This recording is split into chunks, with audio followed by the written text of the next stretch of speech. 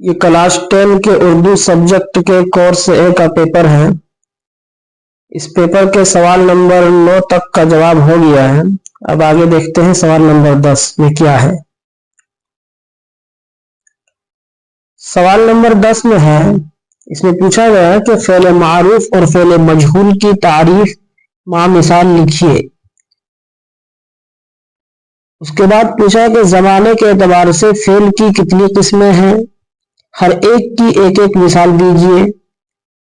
اس کے بعد پوچھا ہے کہ وہ فعل جس کا اثر فاعل تک ہی محدود رہے، مفعول پر اثر نہ ڈالے، کیا کہلاتا ہے؟ تو تین سوال نمبر 10 میں ہے۔ سب سے پہلے پوچھا گیا کہ فعل معروف اور فعل مجہول کی تعریف میں مثال لکھیے۔ تو فعل معروف وہ فعل ہے جس کا فاعل معلوم ہو، جیسے زید پڑھ رہا ہے، زید کھا رہا ہے، زید مدرسہ جا رہا ہے، یہ ہے فعل معروف۔ اس لیے کہ یہاں پر دیکھیے کام کرنے والا یعنی فاعل معلوم ہے، زید، پڑھنے والا زید ہے، کھانے والا زید ہے، گھر جانے والا زید ہے، فعل معلوم ہے۔ اور فعل مجہول ہے کہ وہ فعل جس کا فاعل معلوم نہ ہو یعنی پوشیدہ ہو، جیسے آٹا پیس گیا، روٹی بن گئی۔ تو دیکھیے یہاں پر اس فعل کو کرنے والا یعنی وہ آٹا پیسنے والا اور روٹی بنانے والا موجود نہیں ہے، معلوم نہیں ہے۔ یہی ہے فعل معروف اور فعل مجہول۔ زمانے کے اعتبار سے فعل کی کتنی قسمیں ہیں؟ زمانے کے اعتبار سے فعل کی کتنی قسمیں ہیں، ہر ایک کی ایک ایک مثال دیجیے۔ تو زمانے کے اعتبار سے فعل کی 3 قسمیں ہیں۔ فعل کی 3 قسمیں ہیں، فعل ماضی، فعل حال، فعل مستقبل۔ فعل ماضی کس کو کہتے ہیں؟ فعل ماضی کہتے ہیں کہ گزرے ہوئے زمانے میں کسی کام کا کرنا یا ہونا معلوم ہو، اس کو فعل ماضی کہا جاتا ہے۔ جیسے زید کلکتہ جا چکا، یہ فعل ماضی ہے، جا چکا۔ فعل حال کس کو کہتے ہیں؟ فعل حال کہتے ہیں کہ موجودہ زمانے میں کسی کام کا کرنا یا ہونا معلوم ہو، اس کو فعل حال کہا جاتا ہے۔ جیسے اسی مثال میں زید کلکتہ جا رہا ہے، زید کلکتہ جا رہا ہے، یہ فعل حال ہے، ابھی موجودہ زمانے میں کام ہو رہا ہے۔ اور فعل مستقبل کہیں گے کہ آنے والے زمانے میں کسی کام کا کرنا یا ہونا معلوم ہو تو اس کو فعل مستقبل کہا جاتا ہے۔ مثال کے طور پر اسی مثال میں دیکھیے کہ زید کل کلکتہ جائے گا، تو یہ فعل مستقبل ہے۔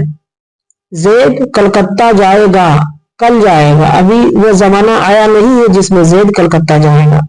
یہ ہے فعل زمانے کے اعتبار سے فعل کی 3 قسمیں اور تینوں کی تعریف مع مثال۔ وہ آگے پوچھا گیا ہے کہ وہ فعل جس کا اثر فاعل تک ہی محدود رہے، مفعول پر اثر نہ ڈالے، کیا کہلاتا ہے؟ 4 آپشن ہے، فعل لازم، فعل متعدی، فعل معروف، فعل مجہول۔ کہ وہ فعل جس کا اثر فاعل تک ہی محدود رہے، مفعول پر اثر نہ ڈالے، کیا کہلاتا ہے؟ تو آپشن نمبر اے اس کا جواب ہے، یعنی فعل لازم کہلاتا ہے۔ دیکھیے سوال نمبر 11۔ سوال نمبر 11 میں پوچھا گیا ہے کہ صنعت تجلیس کی تعریف اور مثال لکھیے۔ صنعت تجلیس کی تعریف اور مثال لکھیے۔ صنعت تجلیس کہتے ہیں کہ شاعر اپنے شعر میں 2 لفظ ایسا استعمال کرے جو املا یا لفظ کے اعتبار سے تو یکساں ہو لیکن معنی دونوں کا الگ الگ ہو، معنی دونوں کا الگ الگ ہو۔ جیسے مثال کے طور پر جان دی ہوئی اسی کی تھی، حق تو یہ ہے کہ حق ادا نہ ہوا۔ جان دی ہوئی اسی کی تھی، حق تو یہ ہے کہ حق ادا نہ ہوا۔ تو دیکھیے جان دی ایک لفظ ہے، دی ہوئی پھر دی ہے، یہ دونوں 2 لفظ ہے املا کے اعتبار سے، لیکن دونوں کا معنی الگ الگ ہے۔ آگے پوچھا گیا ہے کہ نار نمرود کو کیا گلزار، دوست کو یوں بچا لیا تو نے۔ नारे नमरूद को क्या गुलजार, दोस्त को यूं बचा लिया तूने। कह रहे कि इस शेर में कौन सी सनात इस्तेमाल हुई है, इस शेर में कौन सी सनात इस्तेमाल हुई है, यानी इस शेर में कौन सी सनात इस्तेमाल हुई है। 4 ऑप्शन है, सनाते तदलीस, सनाते तकरार, सनाते मुबालगा, सनाते तलमीह। तो ऑप्शन नंबर डी इसका जवाब है कि इस शेर में सनाते तलमीह का इस्तेमाल हुआ है। आगे पूछा गया है सवाल नंबर 11 ही में कि तशबीह की तारीफ मामिसाल लिखिए। तशबीह कहते हैं कि एक चीज को दूसरी चीज से मिसाल दी जाए और मिसाल की वजह भी बयान हो तो उसको तशबीह कहा जाता है। जैसे नाज की उसके लब की पनखड़ी एक गुलाब की सी है, नाज की उसके लब की पनखड़ी एक गुलाब की सी है। सवाल नंबर 12 में पूछा गया है कि दर्जेज़ेल मुहावरों और कहावतों में से किसी 4 को जुमले में इस्तेमाल कीजिए। कुछ मुहावरा है और कहावत है जिसको जुमला में इस्तेमाल करने को कह रहे हैं। देखिए, सब्ज बाग दिखाना, यानी इसका जो किसमें इस्तेमाल होता है, धोखा देने के बारे में इस लफ्ज को इस्तेमाल किया जाता है। खून खोलना यानी गुस्सा होना। बाग बाग होने का मतलब क्या है, कहां पर इस्तेमाल होता है, बहुत खुश होना, दिल बाग बाग हो जाना कहते हैं ना। बड़े बोल का सर नीचा, गुरूर का अंजाम बेइज्जती होना, वहां पर इस्तेमाल करते हैं बड़े बोल का सर नीचा। जिसकी लाठी उसकी भैंस, यानी जिसके पास ताकत हो वही चीजों का मालिक होता है। जैसा बोएगा वैसा काटेगा, यानी बुराई का अंजाम बुराई और अच्छाई का अंजाम अच्छाई से होगा। तो इसको जुमला में इस्तेमाल करने को कह रहे हैं। इसको भी इन 6 को जुमला में इस्तेमाल करने को कह रहे हैं कि जुमला में इस्तेमाल कीजिए। अगर आप लोगों को चाहिए तो आप हमें कमेंट में बताइए, इंशाल्लाह मैं जुमला में इस्तेमाल करके आप लोगों को मैं भेज दूंगा। इसके बाद पूछा गया कि शेर व शकर होने का क्या माना है। इसमें कुछ ऑप्शन है कि मीठा होना, खुश होना, घुल मिल जाना, दूर होना। तो इसका जवाब क्या है, इसका जवाब ऑप्शन नंबर सी है, यानी घुल मिल जाना। उसके बाद पूछा गया है मौजे तुल के क्या माना है। मौजे तुल का माना क्या है, इसमें भी 4 ऑप्शन है, तेज हवा, तेज झोंका, धीमी हवा, गर्म हवा। इसका जवाब है ऑप्शन नंबर ए, यानी तेज हवा। आगे एक अलामत है सवाल नंबर 13 में। ये अलामत देखिए, इस अलामत के बारे में बता रहे हैं कि इस अलामत का नाम क्या है। इस अलामत का नाम क्या है, ऑप्शन नंबर डी फुजाइया, सवालिया, वक्फा, खातिमा। तो ऑप्शन नंबर डी इसका जवाब है, यानी खातिमा इसका नाम है। अब आगे फिर एक अलामत है, ये अलामत करें कि इस अलामत को क्या कहते हैं, इस अलामत को क्या कहेंगे। इसमें भी देखिए 4 ऑप्शन है, राबता, फुजाइया, सक्ता, कौसैन। क्या कहेंगे, ऑप्शन नंबर ए इसका जवाब है। इसको क्या कहते हैं, राबता। देखिए सवाल नंबर 14 को। सवाल नंबर 14 में है कि गजल का पहला शेर जिसके दोनों मिसरे हम काफिया हो क्या कहलाता है। गजल का पहला शेर जिसके दोनों मिसरे हम काफिया हो क्या कहलाता है।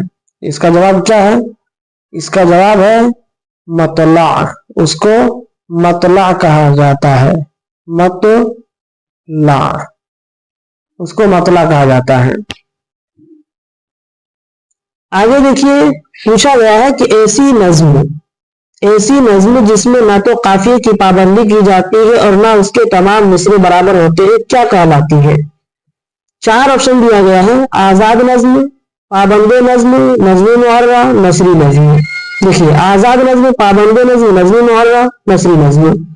इसका जवाब है ऑप्शन नंबर ए, यानी आजाद नज्म इसको कहा जाता है। आगे देखिए सवाल नंबर 15। سوال نمبر 15 میں وہی مضمون کی شکل میں پوچھا گیا ہے کہ سوال نمبر 15 میں ہے کہ درج ذیل میں سے صرف 2 کے جواب دیجیے۔ دوپہر کو کہانی سننے کے باوجود بھولا کے چہرے پر خوشی کیوں نہیں نظر آ رہی تھی؟ دیکھیے، دوپہر کو کہانی سننے کے باوجود بھولا کے چہرے پر خوشی کیوں نہیں نظر آ رہی تھی؟ استاد منگو کون تھا؟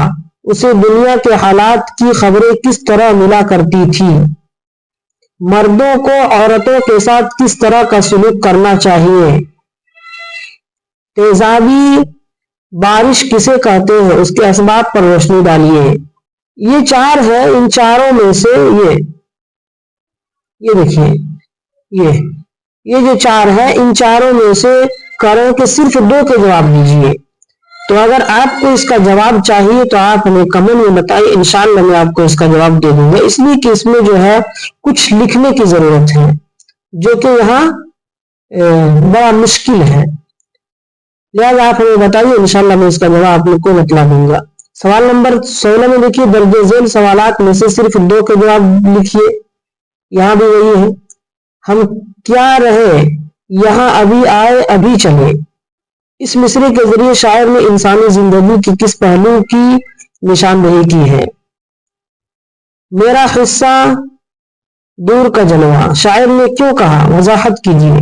شاعر خالی ظرف کی صدا سے کیا سمجھانا چاہتا ہے؟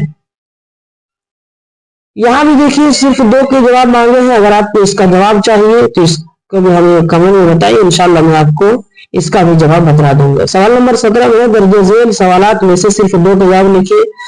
ان دیوتا کو برہما نے کیا سندیش بھیجا؟ ان دیوتا کو برہما نے کیا سندیش بھیجا؟ گاؤں پہنچنے سے پہلے وحید کی کیا کیفیت تھی؟ مصنف نے گدڑی کا لال کس کو اور کیوں کہا ہے؟ خاکہ نگار نے کیوں کہا کہ جگر صاحب کی باتیں غزل کے شعر ہوتی ہیں؟ سوال نمبر 18، درج ذیل اصناف میں سے کسی ایک پر نوٹ لکھیے، غزل، افسانہ، سوانح نگاری۔ تو دیکھیے یہاں سے سوال نمبر 15 سے لے کر کے بالکل آخر تک، یعنی سوال نمبر 18 تک جو سوال پوچھے گئے ہیں اس میں ایک مضمون لکھنے کی درکار ہے ہر سوال کے جواب میں۔ اسی لیے میں کہہ رہا ہوں کہ اگر سوال نمبر 15 سے سوال نمبر 18 تک کا جواب یا کسی بھی عنوان کا مضمون اگر آپ کو چاہیے تو آپ ہمیں کمنٹ میں بتائیے، انشاءاللہ میں آپ کا ضرور مدد کروں گا۔ ملتے ہیں اگلے ویڈیو میں، تب تک کے لیے خدا حافظ۔